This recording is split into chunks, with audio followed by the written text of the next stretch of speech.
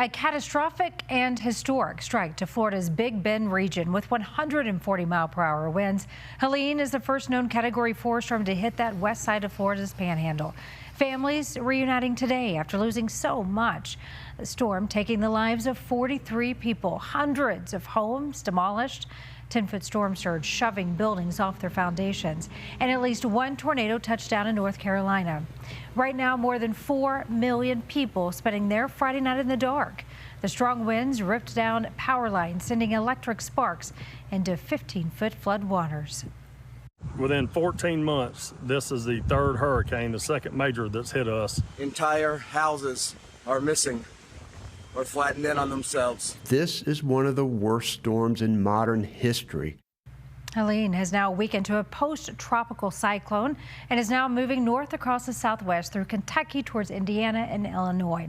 Tonight, your reporter Ashley Portilla joins us now after connecting with a Colorado family who found out parts of their Florida home were damaged and many of their belongings destroyed, of course, during this powerful storm, Ashley. Yeah, pretty scary if you were in the storm's path, Karen. Now, that Colorado couple left their Florida home and went on vacation before that hurricane started. It was a trip they already had planned. But when they return, their home, unfortunately, will not look the same.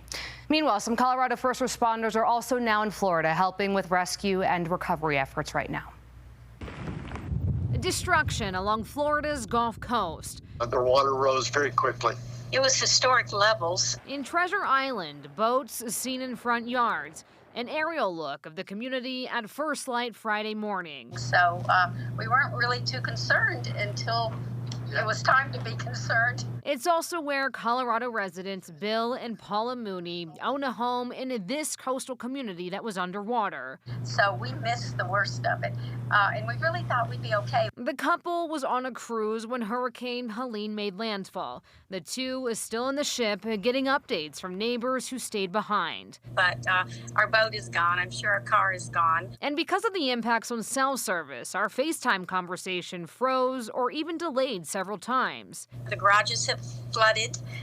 The lobbies have flooded. Meanwhile, about 45 members of Colorado Task Force 1 deployed on Wednesday to help find and rescue people in the area. The Colorado-based team includes firefighters, paramedics, and more. As we travel with physicians, our canine handlers, our civilians, our structural specialists are often civilian staff.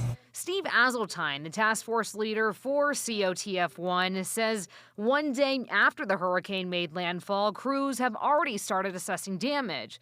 And Saturday, their work continues. So we'll deploy there. Teams are heading out 4:30 in the morning, and we'll start boots on the ground at 7 o'clock.